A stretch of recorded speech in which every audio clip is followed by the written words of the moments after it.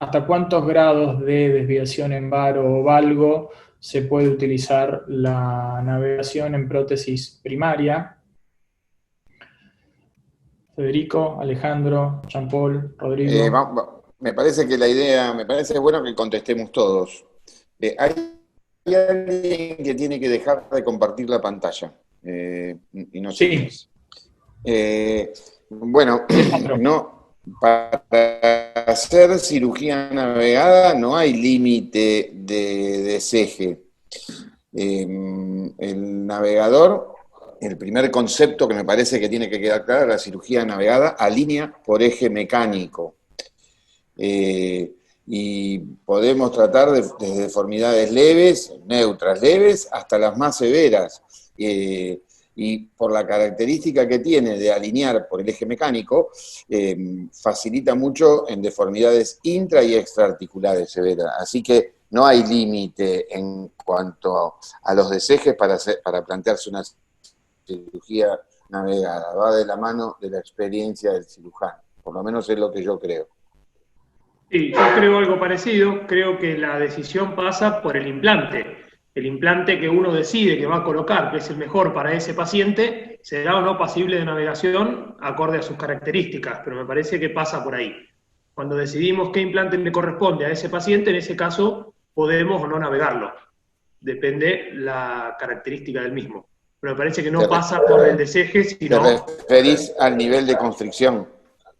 Por ejemplo, sí, si vamos a poner una bisagra rotacional, por ejemplo, no la vamos a navegar porque no tenemos el Programa. software que nos acompañe en eso. Entonces me parece que pasa por ahí.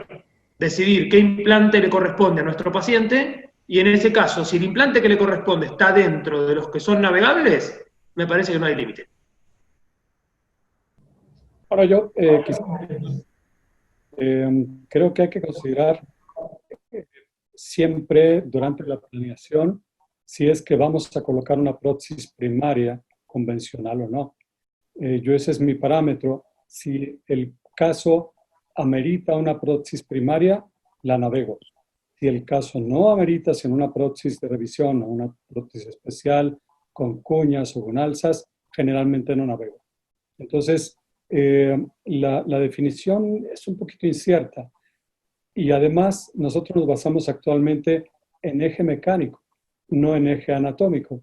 Así es que si dentro del eje mecánico la desviación es, por ejemplo, como lo voy a presentar en mis casos, de 15, probablemente ya estemos un poquito fuera de la indicación de una prótesis primaria, porque seguramente van a necesitar un estabilizado cuando menos. Muy bien. Rodrigo, Jean-Paul, ¿tiene algo que aportar?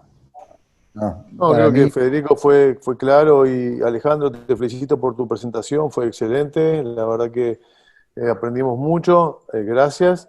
Y sí, exactamente lo que dice Alejandro, ¿no?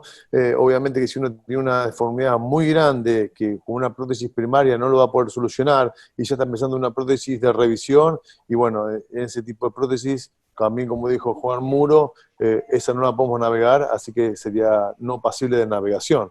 Pero eso va a depender un poco por la prótesis que vamos a poner, no tanto por la deformidad del paciente, ¿no? Bien, hay una pregunta del doctor Vidolegui que es específicamente para el doctor Romero Medina.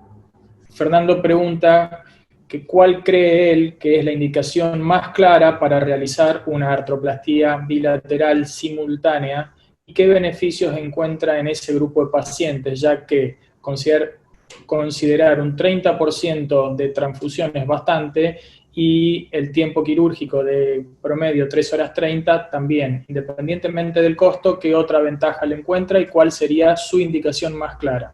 Bueno, nosotros, cuando hay indicación porque las dos rodillas tengan daño mayor de grado 3, pues se la proponemos al paciente. El paciente es quien toma la decisión finalmente, pero aún así el paciente se somete a un protocolo muy estricto preoperatorio que pasa no solamente por laboratorio y gabinete, sino pasa por una evaluación de medicina interna o cardiología o ambas. Entonces, si el paciente tiene un ASA 2 o menor, definitivamente es candidato. Cuando la complejidad de la lesión es severa, al paciente se le advierte. Se le hace primero la compleja y si dio tiempo, si hubo posibilidad, si no hay complicación, se optará por hacer la otra de una vez. Entonces, cuando hay indicación de hacer las dos, es que le proponemos al paciente y el paciente decide de acuerdo a si se ajusta al protocolo preoperatorio. Una pregunta, Alejandro, por ahí para que quede más clara tu respuesta. En tus prótesis primarias, ¿qué porcentaje de transfusiones haces? El 30%. No, cuando son bilaterales, pero cuando haces una, digo. Claro. No estoy muy seguro, pero prácticamente será una de 10. Eso es también para que tengamos en cuenta, ¿no? Sí. Gracias. Sí, sí, seguro. El doctor Moore, para todos los que tienen más experiencia en navegación, si tienen o tienen registro o qué diferencia estadística encuentran en cuanto a la evolución clínica y durabilidad con el uso de una misma prótesis colocada en forma navegada o contra el instrumental convencional. ¿Por qué uno debería usar la asistencia del navegador? Yo voy a tomar la posta. Hola, Gonzalo. La pregunta se divide en dos, en cuanto a expectativa de duración y a función. En cuanto a la función, no te puedo hablar de diferencia estadística. De hecho, hay publicaciones que hicieron bastante ruido en un momento, datan del 2010 por ahí, en donde hablaban de que no hay beneficios clínicos o que no han demostrado beneficios clínicos de las prótesis navegadas versus las colocadas en forma estándar con un seguimiento mayor a 5 años. Ese trabajo particularmente hizo bastante ruido y al igual que encontrás literatura a favor de una mejor funcionalidad de las prótesis navegadas, estos dos trabajos, insisto, hicieron bastante ruido. Ante la pregunta del por qué, es decir, respuesta al beneficio clínico, no hay evidencia. Ante la pregunta de el por qué uno debería hacer una cirugía navegada, el concepto desde que se empezó a hacer navegación en el cual el eje mecánico era trascendente, yo creo... ¿Sí? ¿Me escuchás? Ahora sí, volvé. Hola. Ahora sí. ¿En dónde quedó? En cuando empezaste ¿En a dónde hablar quedó? del justificativo del por qué navegado. Y creo que la charla de Jean-Paul nos abrió un panorama enorme en cuál es la enorme ventaja de la navegación. Y yo creo que el balance ligamentario le hace un aporte importantísimo y con esto ampliar la expectativa de duración. Así que sumado al eje mecánico, que si quiere, que es tema de discusión, ¿no? Pero ¿por qué navegar? Porque quedan más derechas, porque quedan mucho mejor balanceadas, pero no solo mucho mejor balanceadas, con mucho mejor tensión repartida. Así que yo creo que las razones para navegar son cada vez más. No sé qué piensan ustedes, Rodrigo. No, pienso lo mismo, pero tiene razón Gonzalo, que no tenemos trabajo nivel 1 que nos digan eso, ¿no? Eso es verdad. Pero sí, pienso lo mismo que dijiste vos, Fede, no agregaría nada, simplemente eso. Y sí, Gonzalo, no tenemos trabajo como para nivel 1 para hablar de la diferencia, ¿no? Muy bien. Fíjate si Jean-Paul entendió y puede aportar algo. Jean-Paul está con el micrófono habilitado, así que, Jean-Paul, ¿entendiste la pregunta a lo que planteaba el doctor Moore? Sí, lo he entendido. Para mí, empezó con la navegación hace más de 10 años. Y después, con el desarrollo de los sensores, he abandonado la navegación y ahora trabajo solamente con los sensores. Para mí es más más rápido y me siento, los resultados para mí son el mismo que con la navegación. Creo que es interesante lo que dice Jean-Paul, teniendo en cuenta el concepto de tecnología y de futuro, Sí. independientemente de la navegación, de los sensores, ¿no? Pero cuando tengo mayor deformación, utilizo, ¿no? la navegación. Yo creo que básicamente, cuando menos en mi práctica, lo más importante es la precisión y la funcionalidad. Eh, si hay algo que nos ha enseñado la navegación es ser más acuiciosos. Nos da un punto de vista diferente desde donde ver las cosas. Y entonces, aunque la cirugía no la hagamos navegada porque no tengamos la disponibilidad en ese momento, siempre esos puntos que vemos desde la navegación los aplicamos a la cirugía convencional. Entonces, creo que es una enseñanza impresionante en cuanto al punto de vista de las cosas perfectibles y cómo se pueden corregir los errores técnicos. Perfecto. Bueno, y hay una pregunta más. El doctor Medina planteó como límite 15 grados de desviación para usar navegación y a partir de ahí creería que no. Preguntan si los demás panelistas tienen algún límite en cuanto a la desviación. Me parece que Alejandro no dijo los 15 grados con relación a la navegación, sino con prótesis primaria, le agregó posteroestabilizada. Me parece que no puso límite angular de deseje en cuanto a la navegación. Perfecto. ¿Alejandro creía entender eso? No, en efecto, es como dices. Yo lo que decía es que probablemente después de ese gradaje tendríamos que pensar en hacer algo un poquito diferente.